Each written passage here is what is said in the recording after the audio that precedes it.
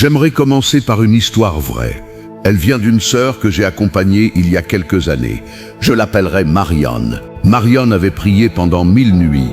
Vraiment, elle comptait les jours sur un petit calendrier accroché dans sa cuisine. Elle priait pour son fils parti dans une secte. Elle priait pour son mariage, qui s'effritait comme une falaise dans l'érosion. Elle priait pour sa santé, cette fatigue chronique que les médecins appelaient sans cause organique, comme si l'épuisement de l'âme n'était pas une cause. Un matin, elle s'est réveillée et a ouvert sa Bible au hasard. Vous savez, ce geste désespéré qu'on fait quand on n'en peut plus. Elle est tombée sur Psaume 22. Elle a lu « Mon Dieu, pourquoi m'as-tu abandonné ?» Elle a refermé la Bible. Elle est restée assise sur sa chaise, les mains vides. Et elle m'a dit « Je ne peux même plus crier. J'ai prié tant de fois que ma prière est devenue comme un mur contre lequel je me cogne. Dieu ne répond plus. » Je n'ai pas répondu tout de suite. Parce que j'ai su à cet instant que j'étais devant une vérité que beaucoup de chrétiens n'osent pas dire tout haut. Nous avons chanté « À tes pieds je dépose ma couronne ». Nous avons levé les mains. Nous avons déclaré que Dieu est bon tout le temps. Mais Marianne était dans le silence, pas le silence doux du monastère, le silence froid de l'abandon apparent. Voici la question que je vais poser, et je ne la pose pas pour faire du sensationnalisme, je la pose parce qu'elle est vraie. Avez-vous déjà prié au point d'avoir mal à la gorge et n'avoir reçu en retour que le bruit de votre propre respiration? Alors ce message est pour vous. Pas pour les super chrétiens qui ont toujours une parole prophétique, pour vous qui êtes fatigués de prier sans voir de réponse.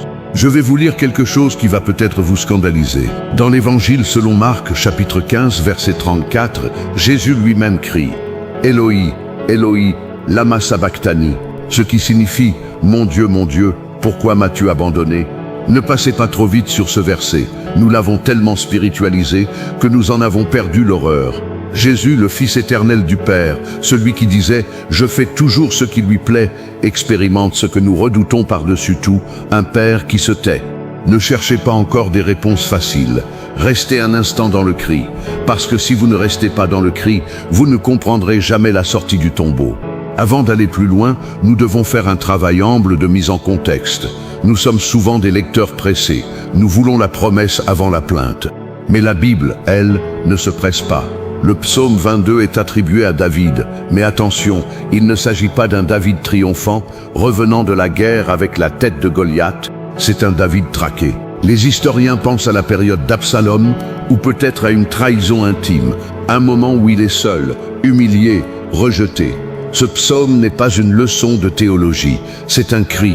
C'est un homme qui s'adresse à Dieu, non pas avec des formules, mais avec ses tripes. Dans la culture hébraïque, nommer Dieu était déjà un acte de foi. David aurait pu dire « Dieu, si tu existes », mais il dit « Mon Dieu », c'est la première chose à voir. Il ne dit pas l'Éternel, le nom de l'alliance, le tétragramme sacré. Il dit Elohim, puis il ajoute le pronom possessif « Mon Dieu ». Même dans l'abandon apparent, il revendique une relation. Vous reconnaissez cette étrange logique ? C'est exactement ce que fait la femme syrophénicienne dans Matthieu 15 quand elle crie derrière Jésus et qu'il semble d'abord l'ignorer.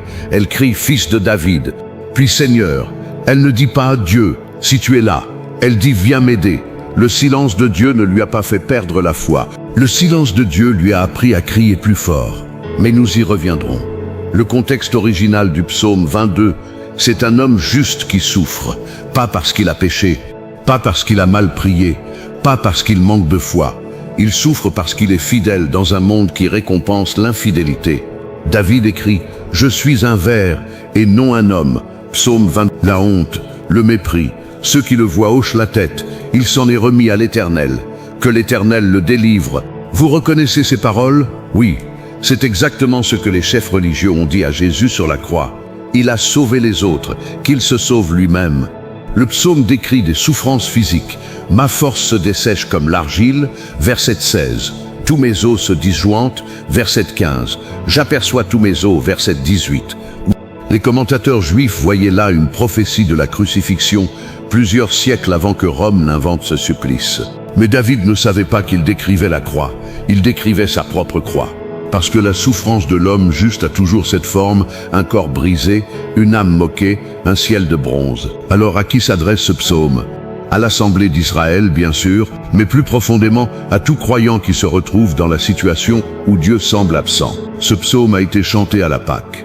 Imaginez des familles juives autour de l'agneau célébrant la délivrance de l'Égypte et elles chantent « Mon Dieu, pourquoi m'as-tu abandonné ?» Pourquoi chanter cela le jour de la délivrance? Parce que la mémoire de l'esclavage est encore fraîche. Parce que la traversée de la mer Rouge a été précédée de 400 ans de silence. Parce que Dieu a répondu à Moïse après avoir semblé ne pas entendre les cris d'Israël pendant des générations. Ce que le texte signifiait pour ses destinataires originaux, cela signifiait que le cri de détresse est une prière légitime. Cela signifiait que douter de l'amour de Dieu dans l'épreuve n'est pas un péché. Cela signifiait que l'on peut dire « Pourquoi ?» sans être foudroyé. Cela signifiait enfin que la foi ne consiste pas à nier le silence, mais à crier à travers lui. Nous avons peur de ce psaume. Nous le lisons le vendredi saint, puis nous passons vite au dimanche de Pâques. Mais Jésus n'est pas passé vite, il est resté dans le silence du tombeau tout le samedi, le sabbat, le jour du repos de Dieu, qui est devenu le jour du silence de Dieu. Premier point clé, le silence de Dieu n'est pas toujours une punition. Je veux être très honnête avec vous. Parfois, le silence de Dieu est une punition. Dans l'Ancien Testament, Dieu dit à travers le prophète Michée, « Quand ils crieront à l'Éternel, il ne leur répondra pas, et il leur cachera sa face en ce temps-là, parce qu'ils ont fait de mauvaises actions. » C'est un avertissement solennel. Le péché non confessé, l'idolâtrie entretenue, l'orgueil qui refuse de se briser, peuvent fermer le ciel. C'est vrai, je ne peux pas prêcher un évangile de complaisance. Si vous vivez dans la désobéissance délibérée, si vous avez fait du péché un système de vie, ne soyez pas surpris que Dieu se taise. Il se tait pour vous réveiller, pas pour vous détruire. Mais c'est un silence différent. C'est le silence du Père qui dit à son fils prodigue, « Va, tu apprendras. » Cependant, et c'est là que la prédication devient difficile, ce n'est pas la seule raison du silence, et c'est même assez rare dans l'Écriture. La plupart du temps, le silence de Dieu frappe les justes. Job, l'homme intègre, droit, craignant Dieu et se détournant du mal. Et pourtant, pendant 37 chapitres, Dieu ne dit rien. Job crie, je crie à toi, et tu ne me réponds pas. Ses amis viennent avec une théologie simple, tu as péché, repens-toi. Mais Dieu, à la fin, ne dit pas à Job, tu as péché. Dieu dit, où étais-tu quand je fondais la terre? Le silence de Dieu n'était pas une punition, il était une préparation. J'ai moi-même traversé un silence de Dieu de 18 mois. C'était il y a une dizaine d'années. J'étais pasteur d'une petite communauté. Je priais chaque matin à 5 heures. Je lisais ma Bible. Je jeûnais. Rien. Pas de onction dans la prédication. Pas de direction pour l'église. Le ciel d'airain. Je me suis levé un matin, je me suis regardé dans le miroir et j'ai dit, peut-être que Dieu n'existe pas. Je n'étais pas fier de le dire, je le dis parce que c'est vrai. Et Dieu n'a pas tonné. Il ne m'a pas envoyé un ange, il a continué à se taire. Mais ce silence m'a brisé. Il a brisé ma confiance en ma propre ferveur. Il a détruit mon assurance charnelle. J'étais sûr de moi avant ce silence. Je n'étais plus sûr de rien après. Et c'est là, dans cette incertitude crucifiée, que j'ai rencontré Christ. Pas comme un professeur, comme un cri. Si vous êtes en train de traverser un silence, je ne vais pas vous dire « c'est forcément une punition, repentez-vous ». Je ne vais pas non plus vous dire « c'est un test, réjouissez-vous ». Je vais vous dire « c'est un mystère » et le mystère doit être habité, pas résolu. Illustration tirée de la littérature. Georges Bernanos, dans son journal d'un curé de campagne, met ces paroles dans la bouche de son prêtre mourant « tout est grâce ». Mais ce prêtre a passé tout le roman à douter de sa vocation, à ne sentir aucun réconfort, à prier sans réponse. Il meurt seul, dans une chambre misérable, en murmurant « tout est grâce ». Ce n'est pas un cri de victoire, c'est un cri d'abandon. Et c'est justement pour cela que c'est beau, parce que la grâce ne se mesure pas à l'intensité des réponses de Dieu. La grâce, c'est Dieu lui-même. Même quand il se tait, je m'arrête ici. Nous avons posé le problème. Nous avons vu que le silence de Dieu est biblique. Nous avons distingué les silences punitifs des silences mystérieux. Mais il nous reste à entrer dans le cœur du texte. Parce que le psaume 22 ne finit pas dans le cri. Il bascule, et ce basculement va tout changer. Mais avant de continuer, je veux que vous fassiez une chose. Ne cherchez pas à résoudre votre silence tout de suite. Ne courez pas vers la solution. Restez un instant avec David qui crie. Restez avec Jésus qui crie. Parce que la foi qui ne passe pas par le cri est une foi de surface. Et nous ne construisons pas des vies solides sur des surfaces. Deuxième point clé, le silence de Dieu n'est pas une absence, c'est une présence voilée. Je vais dire quelque chose qui va à l'encontre de beaucoup de prédications contemporaines. Nous aimons dire Dieu parle tout le temps. Nous citons Jean 10 février 7, « Mes brebis entendent ma voix ». Nous utilisons cela pour faire croire que si vous n'entendez pas Dieu, c'est que vous n'êtes pas assez spirituel. Je mets un stop ici. C'est une pastorale cruelle. Oui, Dieu parle tout le temps dans le sens où toute la création est sa parole silencieuse. Oui, Dieu parle dans l'Écriture. Oui, Dieu parle à travers le Christ. Mais il ne parle pas tout le temps de manière audible, sensible, émotionnelle ou directionnelle. Et si vous avez besoin d'une voix intérieure audible pour croire, vous allez vaciller un jour. Regardez le psaume 22, David dit « Je crie le jour et tu ne réponds pas, la nuit et je n'ai point de repos ». Remarquez, David ne dit pas « Tu n'es pas là ». Il dit « Tu ne réponds pas ». La présence de Dieu est distincte de la réponse de Dieu. C'est un point théologique fondamental. Dieu peut être présent et silencieux. C'est même souvent le cas. Pensez à Joseph en Égypte. 13 ans dans une prison, sans révélation prophétique, sans songe, sans ange. Dieu était-il absent? Non. La Bible dit, l'Éternel était avec Joseph, mais il ne lui parlait pas, il ne le délivrait pas, il était présent silencieusement. Pensez à Anne, la mère de Samuel. Elle avait un mari qui l'aimait, mais elle était stérile. Elle montait au temple chaque année, elle priait, et le prêtre Élie pensait qu'elle était ivre. Pourquoi? Parce qu'elle bougeait les lèvres sans faire de bruit. Elle était dans un silence si profond que sa prière était devenue silencieuse. Dieu a-t-il répondu? Oui, à la fin. Mais pendant des années, le ciel était muet. Et pourtant, la Bible dit que Dieu avait fermé sa matrice, 1 Samuel, 1 mai. C'est un langage théologique fort. Dieu était actif dans son silence. Il fermait pour mieux ouvrir. Il taisait la voix pour qu'elle apprenne à hurler intérieurement.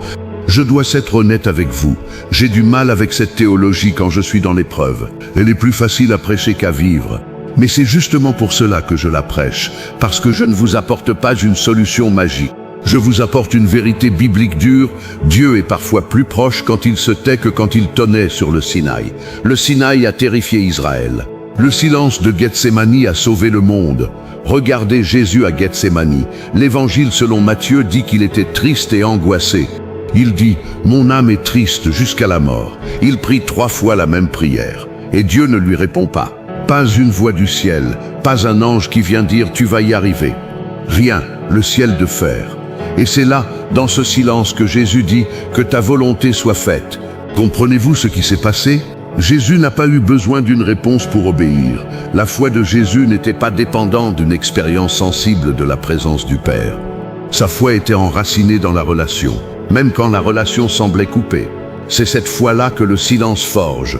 Pas une foi qui voit, une foi qui ne voit pas, mais qui reste. Pas une foi qui sent, une foi qui ne sent rien, mais qui dit « Mon Dieu ». Pas une foi qui comprend, une foi qui crie « Pourquoi ?» sans lâcher la main. Je veux prendre une illustration tirée de l'art. Le Caravage, ce peintre italien du XVIIe siècle, a réalisé un tableau intitulé « La vocation de Saint Matthieu ». Vous l'avez peut-être vu. Jésus entre dans une pièce sombre et de son doigt, il désigne Matthieu, assis à une table avec des collecteurs d'impôts. La lumière vient de derrière Jésus, mais elle ne vient pas de lui. Elle vient d'une source invisible hors du tableau. Les critiques disent que cette lumière représente la grâce. Mais ce que j'aime, c'est que la pièce est encore en grande partie plongée dans l'obscurité. La lumière n'a pas tout éclairé. Le silence de Dieu, c'est un peu cela. Nous sommes dans la pièce. La lumière est venue, mais tout n'est pas encore illuminé. Une partie de l'ombre reste. Et c'est dans cette ombre que nous apprenons à marcher par la foi, non par la vue. Si nous exigeons que Dieu éclaire tout, nous ne serons jamais des disciples. Nous serons des spectateurs. La foi, c'est agir quand on ne voit que le prochain pas. Et le prochain pas, quand Dieu se tait, c'est simplement de continuer à prier. Même si la prière semble vide, même si les mots sont secs, même si vous ne ressentez rien. Plusieurs d'entre vous connaissent l'histoire de Mère Teresa. Après sa mort, on a découvert des lettres intimes où elle confiait avoir traversé un silence de Dieu de près de 50 ans. 50 ans. Elle écrivait « Je n'entends pas, je ne sens pas, je ne vois pas ». Et pourtant, elle est restée à Calcutta. Elle a lavé des mourants. Elle a prié chaque matin. Elle a souri. Elle a fondé une congrégation. Pendant 50 ans de silence, qu'est-ce qui la tenait? Pas une expérience, une promesse, pas un sentiment, un engagement, pas une voix audible, une parole écrite. Je ne vous demande pas d'avoir une foi de 50 ans de silence. Je vous demande seulement de tenir ce soir. Et demain matin, de vous lever et de dire, mon Dieu, même si tu ne réponds pas, je te crie encore. Tension théologique honnête. Ce texte est difficile parce que nous ne pouvons pas expliquer pourquoi Dieu semble répondre à certains et se taire devant d'autres. J'ai prié pour des malades, certains ont guéri, d'autres sont morts. J'ai prié pour des mariages, certains ont été sauvés, d'autres sombrés. J'ai prié pour des vocations, certains ont eu des confirmations claires, d'autres ont erré des années. Je n'ai pas de système théologique qui résout cette inégalité apparente. Je ne crois pas à la foi qui déplace les montagnes comme une formule magique. Je crois que Dieu est souverain, bon et mystérieux. Ces trois choses ensemble sont inconfortables, mais le confort n'est pas la promesse de l'Évangile. La promesse, c'est que même dans l'inconfort, il est avec nous. Quand je dis Dieu est avec nous, je ne veux pas dire Dieu va résoudre notre problème. Je veux dire Dieu est présent dans le problème, non pas en tant que solution, mais en tant que personne. C'est la différence entre un distributeur automatique et un père. Un distributeur automatique, vous mettez la pièce et vous obtenez le produit. Un père, parfois il donne, parfois il refuse, parfois il se tait, mais il reste père. La prière n'est pas un distributeur automatique de réponse. La prière est une relation. Et dans toute relation vraie, il y a des silences douloureux, des silences incompris, mais des silences qui à la longue approfondissent l'amour. Je m'arrête ici sur ce deuxième point. Nous avons vu que Dieu peut être présent sans répondre. Mais cela soulève une question encore plus brûlante. Comment prier quand Dieu ne répond plus? Faut-il continuer? Faut-il changer de méthode? Faut-il frapper plus fort? Faut-il s'arrêter? La prochaine partie va aborder ce sujet frontalement, avec des outils concrets, mais aussi avec une honnêteté totale sur les moments où la prière devient un combat. Avant cela, je veux que vous preniez une respiration silencieuse. Oui, maintenant, ne bougez pas, ne dites rien, juste vous et ce silence. Et réalisez que ce silence même peut être une prière. Les pères du désert disaient « Qui a prié sans parole a prié 2 fois ». Parce que la prière du cœur silencieux est une reconnaissance que Dieu n'a pas besoin de nos discours. Il nous connaît avant que nous ouvrions la bouche. Parfois, le meilleur cri, c'est de ne rien dire du tout et d'être simplement là, comme un enfant assis sur les genoux d'un père qui ne dit rien, mais dont la présence suffit. Je connais quelqu'un ici, dans cette assemblée virtuelle ou réelle, qui est épuisé de supplier. Vous avez utilisé toutes les formules, vous avez jeûné. Vous avez fait le tour des églises, vous avez appelé les pasteurs, rien. Écoutez-moi bien, vous n'êtes pas rejeté, vous n'êtes pas moins aimé. Vous êtes dans la chambre haute du silence, où l'on ne danse pas encore, mais où l'on veille. Et le veilleur qui tient jusqu'au matin verra l'aube. Je ne sais pas quand, mais je sais qu'elle viendra, parce que le psaume 22 ne s'arrête pas au verset 2. Il continue. Troisième point clé, le silence de Dieu n'est pas la fin de l'histoire, c'est le seuil d'une révélation plus grande. Nous arrivons à un moment charnière du psaume 22. Jusqu'ici, tout n'était que cris, plaintes, douleurs, abandon apparent. Mais à partir du verset 22, il se passe quelque chose de stupéfiant. David écrit « Je publierai ton nom parmi mes frères, je te louerai au milieu de l'assemblée. » Attendez, comment passe-t-on du « Pourquoi m'as-tu abandonné » au « Je te louerai » ? Ce n'est pas un changement d'humeur, ce n'est pas un déni, ce n'est pas une résignation forcée, c'est une traversée. Les exégètes notent que le verbe hébreu utilisé au verset 22 est Ian Anna, qui signifie répondre ou témoigner. David dit en substance, tu m'as répondu non pas en parole mais en acte. Mais lisez bien, entre le verset 2 et le verset 22, il n'y a aucun récit d'une intervention miraculeuse. Aucune armée angélique, aucune libération physique. Alors qu'est-ce qui a changé ? Ce qui a changé, c'est que David a compris que Dieu ne se mesure pas à son utilité. Dieu est Dieu même dans le silence. Et c'est cette révélation qui le pousse à louer. C'est un point absolument crucial pour nous aujourd'hui. Nous avons tendance à penser que Dieu répond quand il agit. Mais la Bible montre que Dieu répond souvent en se révélant. Rappelez-vous de Job. À la fin du livre, Dieu apparaît dans le tourbillon. Il ne dit pas à Job pourquoi il a souffert. Il ne lui donne pas d'explication cosmique. Il lui dit « Je suis Dieu, toi tu es Job ». Et Job répond « Je te connaissais par oui-dire, maintenant mes yeux t'ont vu ». Sa souffrance n'a pas disparu. Ses enfants sont toujours morts. Sa santé est ruinée. Mais il a vu Dieu, et cela suffit. C'est choquant pour notre mentalité moderne. Nous voulons des solutions, pas une présence. Nous voulons des réponses, pas une relation. Nous traitons Dieu comme un assistant technique. Vous appelez, il répare. Mais Dieu n'est pas un assistant technique. Dieu est le feu qui brûle sans consumer. Il est le buisson ardent. Moïse s'est approché, non pas parce que Dieu avait résolu le problème de l'esclavage en Égypte, mais parce que le buisson brûlait. La présence de Dieu était la réponse. La délivrance viendrait plus tard. Beaucoup d'entre vous sont bloqués parce qu'ils attendent que Dieu résolve leur situation avant de le louer. Je vous invite à renverser l'ordre. Louez-le dans la situation non résolue. Non pas parce que vous niez la douleur, mais parce que vous reconnaissez que Dieu est plus grand que votre douleur. La louange dans le silence n'est pas un cri de victoire, c'est un cri de confiance. C'est dire « je ne comprends pas, mais je reste. Je ne sens rien, mais je manque. Je ne vois pas la sortie, mais je sais que tu es la sortie. » Je vais vous raconter une histoire qui vient de l'actualité récente. Vous vous souvenez du tremblement de terre en Haïti en 2010, des milliers de morts, des villes entières effondrées. Un missionnaire que je connais est allé sur place. Il m'a raconté avoir rencontré une femme âgée, assise sur les décombres de sa maison. Sa fille avait été tuée, son petit-fils était porté disparu. Le missionnaire s'est approché sans savoir quoi dire. La femme a levé les yeux vers lui et a dit « Bon des bons, Dieu est bon ». Le missionnaire a été choqué. Comment peut-elle dire cela? Elle a ajouté « Je ne sais pas pourquoi, mais je sais qui. Bon dit bon ».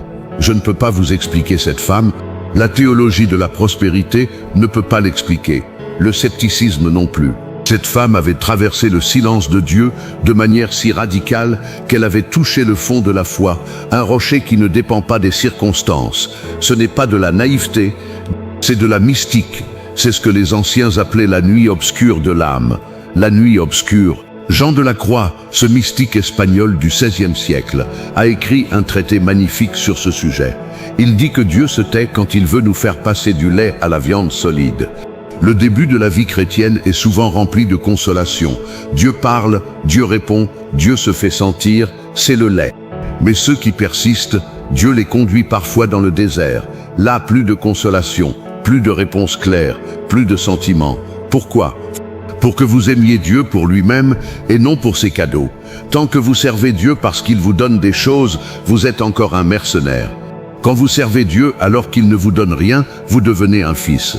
Cette nuit obscure, chers frères et sœurs, est l'endroit où l'on cesse de prier pour obtenir et l'on commence à prier pour rencontrer. C'est un changement de paradigme total. La plupart de nos prières sont des listes de demandes. Rien de mal à cela. La Bible nous dit de présenter nos requêtes à Dieu. Mais si vos prières ne sont que des demandes, vous allez vous effondrer quand les réponses ne viennent pas. Il faut apprendre à prier la présence. C'est-à-dire, Seigneur, je ne te demande rien d'autre que toi-même. Je lutte avec cette vérité, je vous l'avoue. Il m'arrive encore de prier comme un enfant qui tire la manche de son père. Donne, donne, donne, et souvent Dieu donne. Mais il y a des jours où je sens que Dieu me met à distance, non pas pour me punir, mais pour m'apprendre à l'aimer sans condition. Et c'est douloureux. C'est même plus douloureux que le problème initial. Parce que le problème, on peut l'identifier. Mais le silence, on ne peut que le traverser. Illustration tirée de la science. Savez-vous comment fonctionnent les télescopes spatiaux comme Hubble? Ils ne peuvent pas voir à travers les nuages de poussière cosmique avec la lumière visible. Ils doivent utiliser d'autres longueurs d'onde, l'infrarouge, l'ultraviolet, les rayons X. La lumière visible est bloquée, mais les autres rayonnements traversent la poussière. Et c'est ainsi que Hubble a photographié des étoiles en formation, des galaxies lointaines. Le silence de Dieu, c'est un peu comme ces nuages de poussière. Il bloque la lumière visible. Vous ne voyez pas Dieu agir de manière spectaculaire, mais si vous changez de longueur d'onde, si vous regardez avec les yeux de la foi, vous discernez sa présence dans des choses invisibles. La paix qui surpasse toute intelligence, la force qui se renouvelle, l'espérance qui ne déçoit pas. Ce sont les infrarouges de l'âme. Quand Dieu ne répond plus, il ne nous demande pas d'inventer des réponses. Il nous demande de changer de regard. Ne cherchez pas la foudre, cherchez la colombe. Ne cherchez pas le tonnerre. Cherchez le murmure. Élie a cherché Dieu dans le vent fort, dans le tremblement de terre, dans le feu. Dieu n'y était pas. Puis vint un murmure doux et léger. C'est là que Dieu était. Le silence n'est pas l'absence de Dieu. Le silence est parfois son langage le plus profond. Je veux vous poser une question directe et je la pose en toute humilité. Êtes-vous prêt à rencontrer Dieu dans le silence ou avez-vous besoin de bruit, de signes, de miracles, de paroles prophétiques à chaque service? Si vous avez besoin de bruit, vous serez déçu parce que le bruit finit toujours par cesser, mais le silence, lui, dure. Et dans ce silence, Dieu prépare une demeure. Regardez Jésus sur la croix. Il crie « Mon Dieu, pourquoi m'as-tu abandonné ?» Puis, quelques instants plus tard, il dit « Père, entre tes mains je remets mon esprit. » Il ne renie pas le cri, il n'efface pas l'abandon ressenti, mais il traverse le cri pour arriver à l'abandon confiant. C'est cela, la foi mature, ne pas nier la douleur, mais la traverser pour trouver l'amour au-delà. La douleur n'est pas le dernier mot. Le dernier mot, c'est Père. Même quand il semble absent, nous avons avancé. Nous avons vu que le silence nous appelle à changer de regard. Mais il reste encore un point central, peut-être le plus difficile de tous. Le voici, que faire concrètement quand Dieu ne répond plus? Quelle pratique spirituelle adopter? Comment ne pas perdre la santé mentale? Comment ne pas sombrer dans l'amertume ou l'abandon de la foi? La 4e partie de cette prédication sera entièrement pratique. Je vous donnerai des outils, mais aussi des garde-fous, parce que je ne veux pas que vous sortiez d'ici avec de belles idées. Je veux que vous sortiez avec des pas à faire demain matin. Avant d'entrer dans cette partie pratique, je dois confesser quelque chose. Je vous ai parlé de mon silence de 18 mois, mais je ne vous ai pas dit comment il s'est terminé. Il ne s'est pas terminé par un miracle. Il ne s'est pas terminé par une voix audible. Il s'est terminé un matin, dans la cuisine, en buvant mon café. Je lisais le psaume 139, et soudain, sans émotion particulière, sans frisson, j'ai su que Dieu était là. Pas par un signe, par une certitude intérieure que je ne peux pas expliquer rationnellement. C'était comme si quelqu'un avait allumé une petite lampe dans une pièce obscure. Ce n'était pas le soleil, mais c'était la lumière, suffisante pour le prochain pas. Depuis ce jour, je ne crains plus le silence. Je ne l'aime pas, mais je ne le crains plus. Parce que j'ai compris que le Dieu du silence est le même que le Dieu des réponses. Il ne change pas. C'est mon cœur qui change selon qu'il donne ou qu'il se tait. Le problème n'est donc pas le silence de Dieu. Le problème, c'est ma fidélité dans le silence. Est-ce que je reste? Est-ce que je crie encore? Est-ce que je loue malgré tout? Encore une question, pour vous sonder le cœur, pas pour vous juger. Je ne suis pas votre juge, je suis votre frère. Est-ce que votre amour pour Dieu résiste à son silence? Si Dieu ne vous donnait plus jamais rien, si Dieu ne répondait plus jamais à aucune prière, si Dieu restait silencieux jusqu'à votre mort, l'aimeriez-vous encore? Je ne vous demande pas de répondre tout de suite. C'est une question trop profonde pour une réponse instantanée.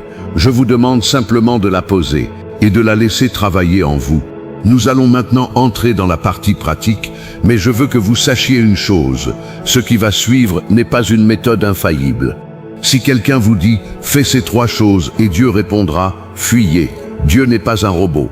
Ces pratiques ne sont pas des techniques pour forcer Dieu à parler. Ce sont des postures du cœur pour vous préparer à écouter, quand bien même vous n'entendez rien. Ce sont des actes de foi qui disent « je continue parce que tu es digne », pas parce que tu me donnes ce que je veux. Je vais maintenant vous proposer plusieurs pistes concrètes. Ce ne sont pas des recettes miracles, ce sont des chemins que d'autres ont empruntés avant nous et qui les ont aidés à tenir. Prenez ce qui vous parle, laissez ce qui vous semble moins adapté pour l'instant et surtout ne transformez pas ces conseils en nouvelles lois. La grâce, toujours la grâce. Première pratique, continuez à prier, même si la prière semble vide. Je sais à quel point cela peut sembler absurde. Pourquoi continuer à parler à quelqu'un qui ne répond pas? Parce que la prière n'est pas d'abord pour obtenir une réponse. La prière est pour maintenir la relation. Quand un enfant est fâché contre son père, il peut arrêter de lui parler. C'est la pire chose. Le père préfère que l'enfant crie, qu'il pleure, qu'il tape du poing, plutôt qu'il ne dise rien du tout. Dieu préfère votre cri à votre silence. Votre cri est encore une forme de relation, votre silence résigné est le début de l'abandon, alors priez. Mais priez différemment. Si vous n'arrivez pas à formuler des mots, priez les psaumes. Les psaumes sont remplis de cris, de doutes, de colère, de questions. Ils sont la boîte à outils de celui qui souffre. Ouvrez le psaume 13. Jusqu'à quand, Éternel, m'oublieras-tu sans cesse? Jusqu'à quand me cacheras-tu ta face? Ce n'est pas un manque de foi, c'est une foi qui se bat. Lisez ce psaume à voix haute. Faites-en votre prière. Quand vous n'avez pas vos propres mots, prenez ceux que Dieu a déjà inspirés. Je recommande aussi la prière brève. Certains chrétiens pensent qu'une prière doit être longue pour être efficace. Pas du tout. Dans le silence de Dieu, les prières longues peuvent devenir épuisantes. Réduisez. Une phrase, Seigneur au secours, un mot, viens, un souffle, ton nom. Les pères du désert priaient la prière de Jésus. Seigneur Jésus-Christ, Fils de Dieu, aie pitié de moi, pécheur. Il l'a répété des milliers de fois. Cette prière courte permet de prier même quand l'esprit est vide, même quand le cœur est sec. Parce que la répétition n'est pas du bavardage. La répétition est un ancrage. C'est comme une bouée à laquelle on se tient quand on est emporté par le courant. Deuxième pratique, tenez un journal de votre silence. Je ne parle pas d'un journal spirituel où vous écrivez des belles pensées. Je parle d'un cahier où vous notez chaque jour « Aujourd'hui, j'ai prié pour telle chose. Dieu ne m'a pas répondu. Voici ce que je ressens. Colère, tristesse, doute, fatigue. » Pourquoi faire cela? Parce que le silence de Dieu peut nous faire perdre la mémoire. Nous oublions ce que nous avons prié, nous oublions combien de temps nous avons tenu. Le journal est une trace. Il vous permettra dans 6 mois, dans 1 an de relire et de voir « Ah, Dieu n'a pas répondu comme je voulais, mais voici comment il m'a soutenu. » J'ai conseillé cette pratique à beaucoup de personnes. L'une d'elles m'a dit « Mon journal est rempli de plaintes. C'est laid. » Je lui ai répondu. La Bible aussi est remplie de plaintes. Lisez le livre des Lamentations. Ce n'est pas laid, c'est vrai. Et Dieu a choisi d'inclure ces plaintes dans son écriture sainte. Si Dieu n'a pas honte de vos plaintes, pourquoi auriez-vous honte de les écrire? Notez tout, ne triez pas, ne censurez pas. Plus tard, vous verrez que même ces plaintes étaient des prières. Troisième pratique, ne restez pas seul. Le silence de Dieu a un effet pernicieux. Il nous isole. Nous pensons que personne ne peut comprendre. Nous nous retirons de la communauté, c'est une erreur mortelle. L'auteur de l'Épître aux Hébreux dit « N'abandonnez pas votre assemblée, comme certains en ont l'habitude. » Pourquoi? Parce que quand votre foi vacille, la communauté peut vous porter. Quand vous ne sentez pas la présence de Dieu, vous pouvez la sentir à travers un frère ou une sœur. Pas par des paroles de sagesse, les paroles de sagesse blessent souvent par la simple présence. Être assis à côté de quelqu'un qui pleure sans rien dire. Partager un repas sans parler de théologie. Aller à l'église même quand le culte semble fade. Je sais que c'est difficile, l'hypocrisie apparente. Chanter alors qu'on ne croit pas ce qu'on chante. Je vous comprends, mais restez. Restez même si c'est inconfortable. Parce que la communauté est le corps du Christ. Et si un membre souffre, tous souffrent avec lui. Permettez aux autres de souffrir avec vous. Ne portez pas ce silence seul. Quatrième pratique, servez quelqu'un d'autre. Cela paraît contre-intuitif. Quand Dieu se tait, nous avons tendance à nous replier sur nous-mêmes. Nous nous concentrons sur notre douleur.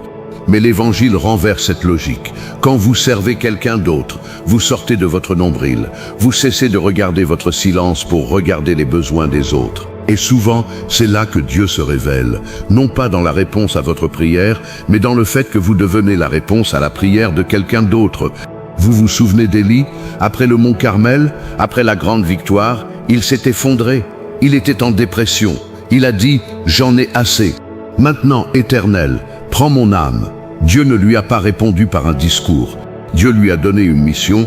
Va oint Hazaël comme roi de Syrie, oint Jéhu comme roi d'Israël et oint Élisée comme prophète à ta place. Servir, agir. Dieu a sorti Élie de lui-même en lui donnant une tâche. Parfois, le meilleur remède contre le silence, c'est de se lever et d'aller servir. Je sais que la dépression existe. Je sais que l'épuisement existe. Je ne dis pas « sors de ta dépression par un acte de volonté », non. Mais je dis « si vous en êtes capable, même un petit geste, préparez un repas pour un voisin malade, envoyer un message à un ami qui souffre, faire un don, donner 1 heure de bénévolat. » Ces petits actes sont des semences dans la terre du silence. Elles ne produisent pas de réponse immédiate, mais elles empêchent le sol de devenir totalement stérile. Cinquième pratique, relisez les promesses de Dieu, mais sans les appliquer mécaniquement à votre situation. Faisons honnêteté théologique. Beaucoup de promesses bibliques sont conditionnelles ou contextuelles. Le psaume 3, 7 avril dit « Fais de l'Éternel tes délices, et il te donnera ce que ton cœur désire. » C'est magnifique, mais ce n'est pas un chèque en blanc. Jésus lui-même a désiré que la coupe s'éloigne, et elle ne s'est pas éloignée. Alors comment lire les promesses dans le silence? Ne les lisez pas comme des contrats. Lisez-les comme des révélations du caractère de Dieu. La promesse n'est pas que vous aurez tout ce que vous voulez. La promesse est que Dieu est bon Et sa bonté peut prendre la forme d'un refus, d'un silence, d'un retard. C'est dur, je sais, mais une fausse théologie de la promesse va vous détruire. Parce que vous allez croire que Dieu vous a menti. Non, Dieu n'a pas menti. C'est notre interprétation qui était erronée. Lisez les promesses en Christ. En 2 Corinthiens 1 février 0, Paul dit « Toutes les promesses de Dieu sont oui en lui et amen en lui, en Christ. » Pas dans votre vie individuelle prise isolément. En Christ, la promesse ultime est accomplie, la résurrection, la vie éternelle, la réconciliation avec le Père. Le reste, c'est de la grâce surabondante, mais ce n'est pas garanti. Quand Dieu ne répond pas à une prière de guérison, il ne viole pas sa promesse. Parce que la promesse inconditionnelle, c'est un corps ressuscité dans l'éternité, pas une guérison immédiate dans le temps. Cette honnêteté vous libérera. Vous cesserez de prier avec angoisse, comme si chaque prière non exaucée était un échec de Dieu. Non, chaque prière non exaucée est un mystère. Et dans ce mystère, nous apprenons à faire confiance non pas à l'accomplissement, mais au promettant. 6e pratique, accepter l'aide professionnelle si nécessaire. Je dois le dire parce que nous sommes dans une culture chrétienne où l'on pense que la foi suffit à tout. La foi ne suffit pas à tout. Dieu a donné des médecins, des psychologues, des thérapeutes. Le silence prolongé peut causer une dépression. Une dépression n'est pas un manque de foi, c'est une maladie, tout comme une jambe cassée. Si Dieu se tait et que vous sombrez dans un état dépressif, allez consulter. Prenez des médicaments si nécessaire. Ce n'est pas un manque de confiance en Dieu. C'est utiliser les moyens que Dieu a mis à votre disposition. Paul a conseillé à Timothée de prendre un peu de vin pour son estomac. Si Paul pouvait recommander un remède naturel, nous pouvons recommander un antidépresseur. Sans honte, la dépression dans le silence, ce n'est pas la preuve que vous avez mal prié, c'est la preuve que vous êtes humain. Je veux faire une parenthèse importante. Certains d'entre vous sont dans un silence qui dure depuis des années. Vous avez prié, vous avez servi, vous avez tout essayé. Rien. Je veux vous dire quelque chose que peu de prédicateurs osent dire. Il est possible que vous ne receviez jamais de réponse dans cette vie. C'est possible. Job n'a pas reçu d'explication. Joseph n'a pas eu de réponse pendant 13 ans. Jésus n'a pas eu de réponse à Gethsémani, si ce n'est la force de se lever. La Bible ne promet pas que toutes nos questions trouveront une réponse avant la mort. Certaines questions resteront ouvertes. Et c'est là que la foi devient vraiment la foi. Non pas celle qui comprend, mais celle qui s'abandonne. Je ne dis pas cela pour vous décourager.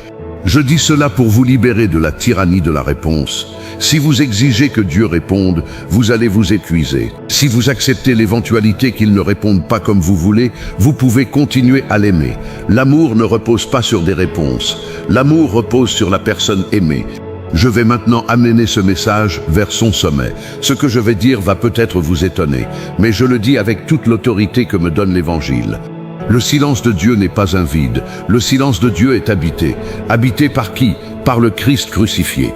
Climax, voici la vérité centrale qui change tout. Quand vous criez « Mon Dieu, pourquoi m'as-tu abandonné ?» Vous n'êtes pas seul. Jésus a crié exactement la même chose. Le silence que vous vivez, Jésus l'a vécu en premier, et il l'a vécu pour vous, pour que votre silence ne soit plus jamais un abandon définitif. Comprenez ceci sur la croix. Jésus a expérimenté un silence absolu. Le Père s'est vraiment tu. Non pas parce qu'il cessait d'aimer le Fils, mais parce qu'il traitait le péché du monde.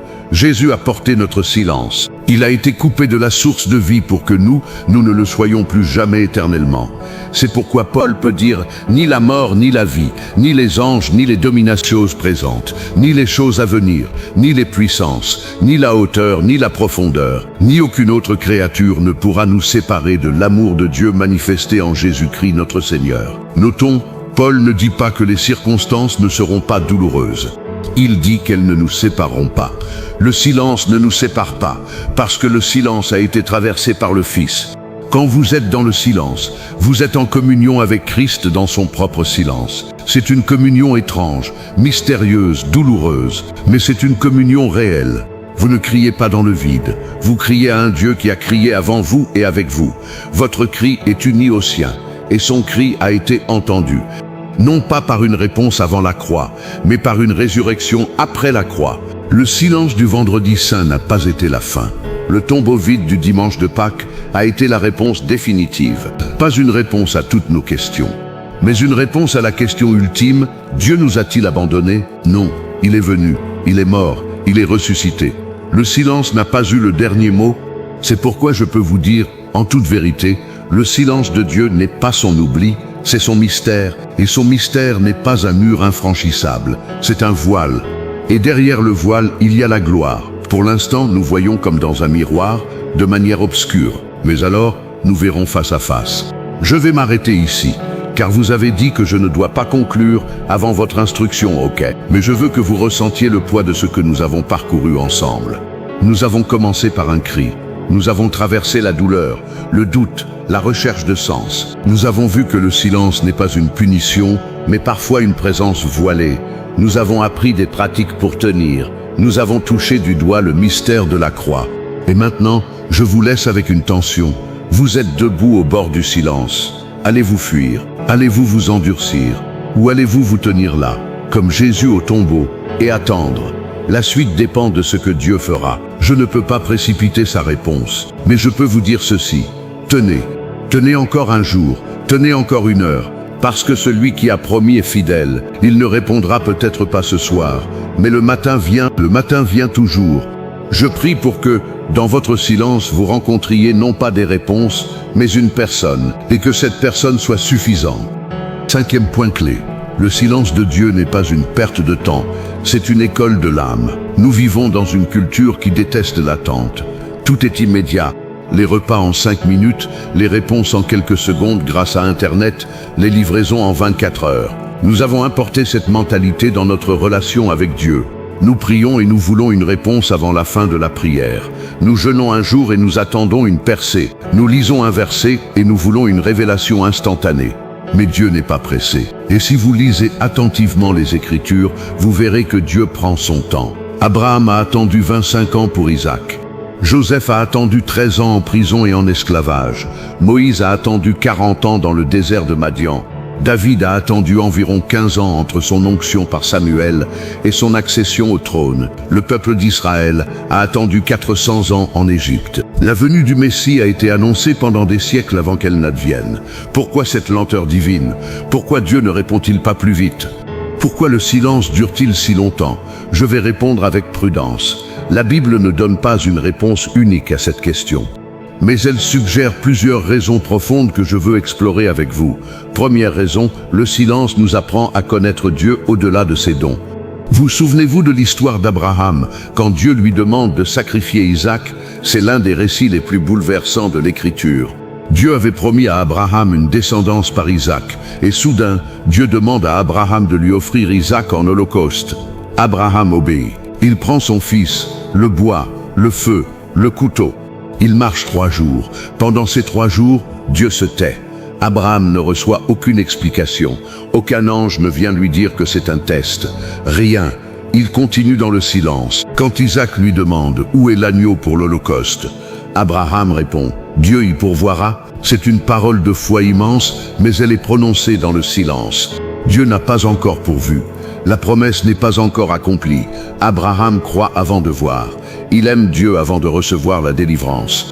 C'est cela que le silence produit, un amour qui ne dépend pas de ce que Dieu donne, mais de qui Dieu est.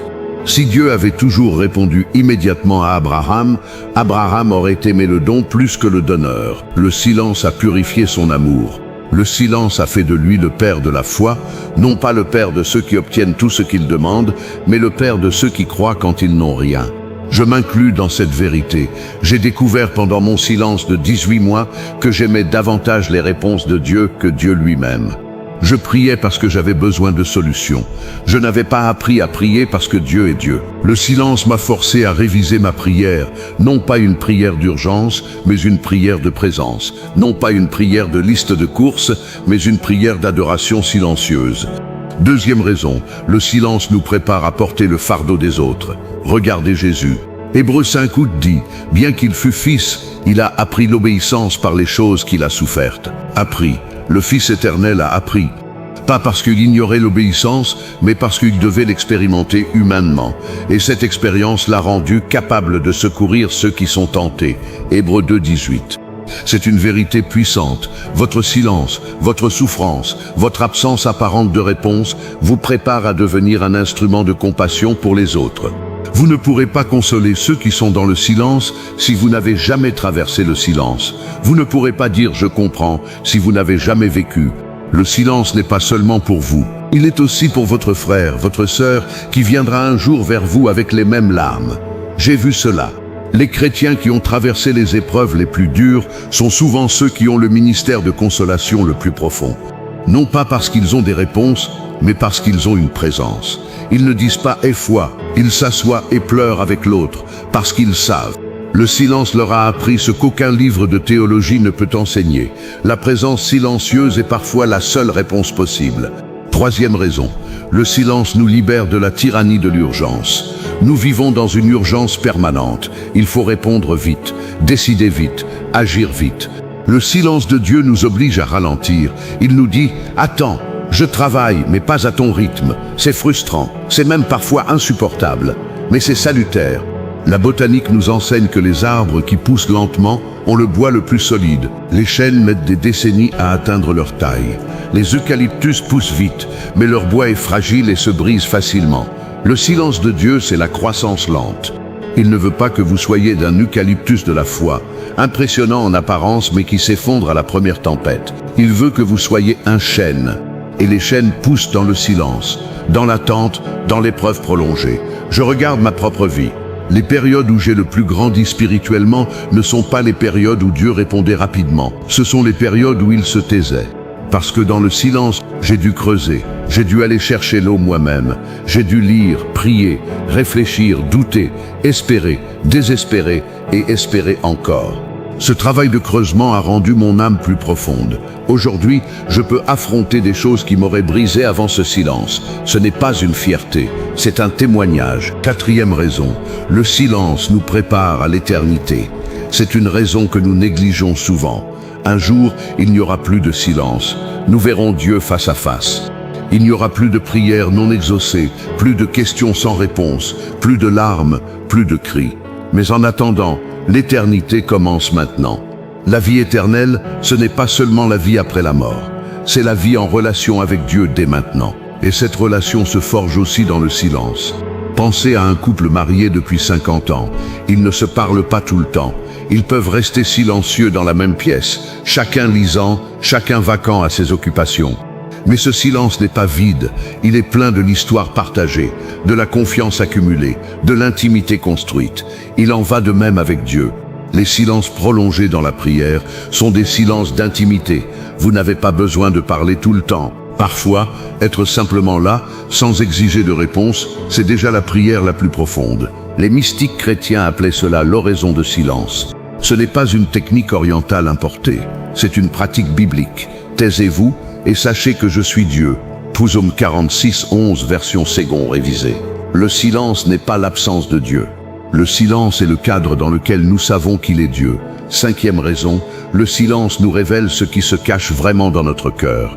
Lorsque Dieu répond rapidement, il est facile de le louer. Lorsqu'il donne ce que nous demandons, il est facile de le remercier. Mais le silence révèle le contenu réel de notre foi. Aimons-nous Dieu parce qu'il est bon ou parce qu'il nous donne des choses? Sommes-nous attachés à lui ou à ses bénédictions? Le silence est un test. Pas un test cruel que Dieu nous inflige pour le plaisir de nous voir échouer. Un test comme un professeur donne un examen. Non pas pour faire échouer l'élève, mais pour révéler ce qui a été appris. Quand Dieu se tait, nos vraies motivations apparaissent. La colère, l'amertume, le doute, l'orgueil, tout cela remonte à la surface. C'est désagréable, mais c'est nécessaire, parce que ce qui est caché ne peut pas être guéri. Le silence expose nos faiblesses pour que nous puissions les apporter à Dieu, non pas pour qu'il les condamne, mais pour qu'il les transforme. Je vais être transparent. Dans mon silence, j'ai découvert une amertume que je ne savais pas avoir. Je pensais être un homme de paix. Mais le silence a révélé que j'étais en colère contre Dieu pour des choses anciennes, des déceptions non résolues, des prières non exaucées d'il y a 20 ans. Cette colère était là, cachée sous une couche de ferveur religieuse. Le silence l'a fait remonter, et j'ai dû la confesser. Je me suis agenouillé seul dans mon bureau et j'ai dit « Seigneur, je suis en colère contre toi. Pardonne-moi. » Ce n'était pas un manque de foi, c'était un acte de foi, parce que je disais la vérité à Dieu. Et Dieu ne m'a pas frappé, il m'a accueilli, parce que sa grâce est plus grande que mes émotions non résolues. Sixième raison, le silence nous apprend à entendre la voix de Dieu autrement. Dieu parle, il parle toujours, mais nous n'écoutons pas toujours à la bonne fréquence. Dans le silence des réponses spectaculaires, nous pouvons commencer à entendre la voix douce et légère. Pas une voix qui résout tous nos problèmes. Une voix qui dit « Je suis avec toi, je t'aime ». Continue. Cette voix ne se perçoit pas dans le tumulte. Elle ne se perçoit pas quand nous exigeons des miracles. Elle se perçoit dans le calme. Et le silence que nous redoutons est précisément ce calme. Nous avons peur du silence parce que nous avons peur de ce que nous pourrions y entendre, ou parce que nous avions peur de n'y rien entendre du tout. Mais si nous restons, si nous nous habituons au silence comme un plongeur s'habitue à l'eau profonde, alors nous commençons à percevoir. Ce n'est pas bruyant, c'est à peine un murmure, mais c'est la voix du berger. Je veux maintenant faire une connexion directe avec l'Évangile. Nous avons parlé de la croix, mais il faut aussi parler du tombeau. Jésus est mort dans le silence. Puis il y a eu le silence du tombeau tout le samedi. Rien ne se passait. Les disciples étaient terrés, effrayés. Marie pleurait. Personne n'entendait Dieu, le ciel de fer. Puis tôt le dimanche matin, la pierre a été roulée. Le tombeau était vide. Le silence avait été brisé. Non pas par un cri, mais par une absence. Le silence n'a pas été vaincu par un bruit. Il a été vaincu par la résurrection. C'est essentiel. Dieu ne répond pas toujours en faisant du bruit. Parfois, il répond en étant présent d'une manière nouvelle. La résurrection n'est pas un bruit. C'est un événement silencieux. Personne n'a vu Jésus ressusciter. Les gardes se sont évanouis ou ont fui. Marie a découvert le tombeau vide. Silence. Puis Jésus est apparu, pas dans le tonnerre, mais dans le jardin, en appelant Marie par son nom. La réponse de Dieu au silence de la croix n'a pas été une explication. Ça a été une présence ressuscitée. Voici ce que je veux que vous reteniez de cette cinquième partie. Le silence n'est pas une punition, une absence, un vide ou un abandon. Le silence est une école, l'école de la foi nue, l'école de l'amour pur, l'école de la patience, l'école de la compassion, l'école de l'écoute. Et c'est une école dont on ne sort jamais vraiment diplômé. Parce que dès que nous pensons avoir compris, un nouveau silence vient nous enseigner une nouvelle leçon. Je vais maintenant conclure, non pas parce que j'ai épuisé le sujet, un sujet comme celui-ci ne s'épuise jamais, mais parce que toute prédication comme la vie doit avoir un terme. Et ce terme doit être une porte, pas un mur, une porte vers la foi, vers l'espérance, vers l'amour qui ne passe pas. Nous avons marché ensemble.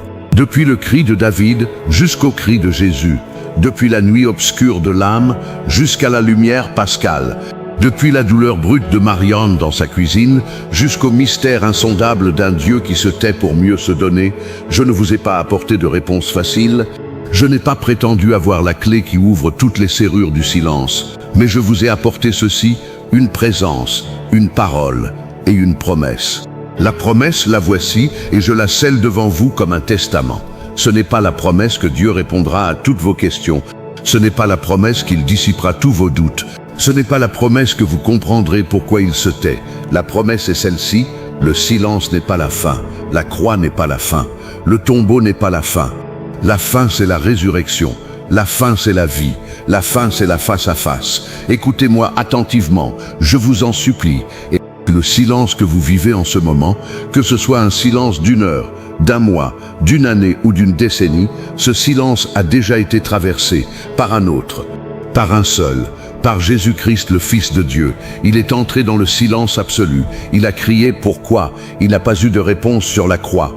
Et pourtant, il a dit « Tout est accompli ». Et le Père, dans ce silence, a accompli le salut du monde. Le silence du Père n'était pas un refus, c'était un oui si profond qu'il ne pouvait pas être exprimé par des mots. Seule la résurrection pouvait le dire.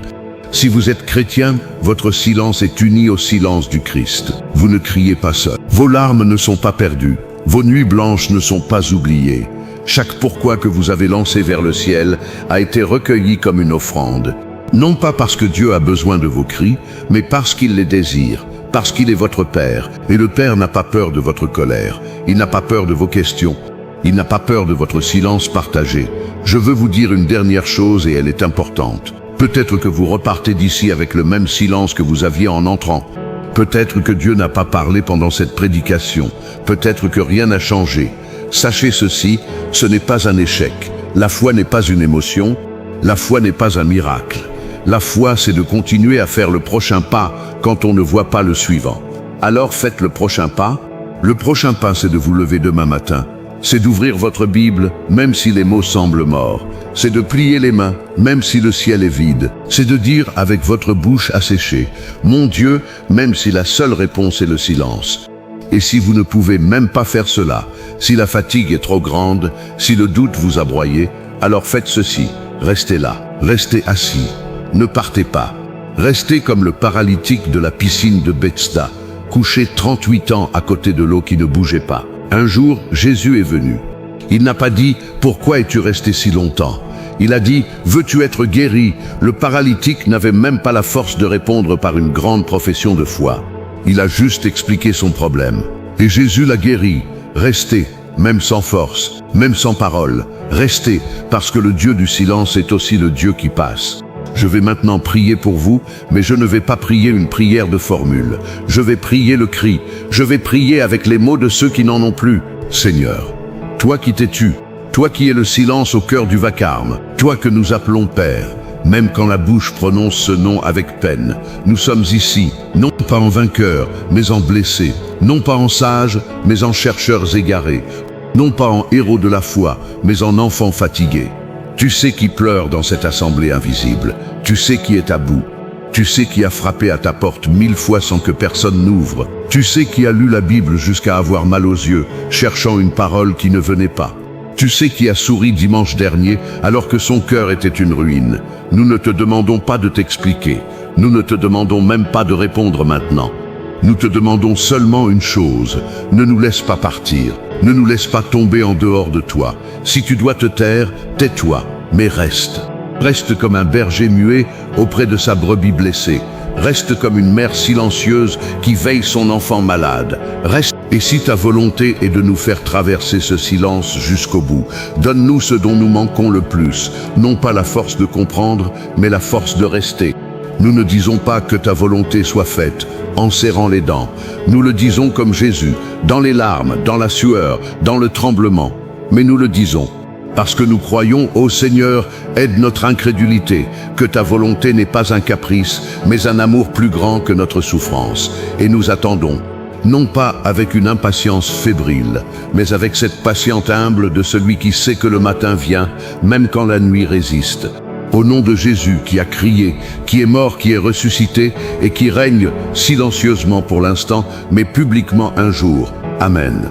Maintenant, voici ce que je vous demande. Avant que vous ne partiez, ne partez pas immédiatement. Restez un instant, dans le silence, pas de musique, pas de paroles, pas d'applaudissements. Juste vous et ce que Dieu veut vous dire ou ne pas vous dire. Si vous ressentez le besoin de pleurer, pleurez.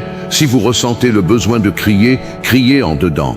Si vous ne ressentez rien, ne forcez rien, mais restez. Inspirez profondément, expirez encore une fois. Le silence que vous entendez maintenant, ce n'est pas un vide. C'est une présence voilée. C'est l'avant-goût de ce jour où nous n'aurons plus besoin de mots parce que nous verrons. Je termine par une phrase que je veux que vous emportiez. Écrivez-la quelque part, mettez-la sur votre frigo, sur votre bureau, sous votre oreiller. La voici, le silence de Dieu n'est pas son refus. C'est la forme la plus profonde de son écoute. Quand nos mots sont trop pauvres pour porter ce que nous avons à dire, allez en paix. Ne craignez pas le silence, il n'est pas votre ennemi. Il est peut-être le lieu de votre plus grande rencontre. Et n'oubliez jamais, même quand il se tait, il veille. Même quand il ne répond pas, il agit. Même quand nous ne le voyons pas, il est là. Amen et Amen.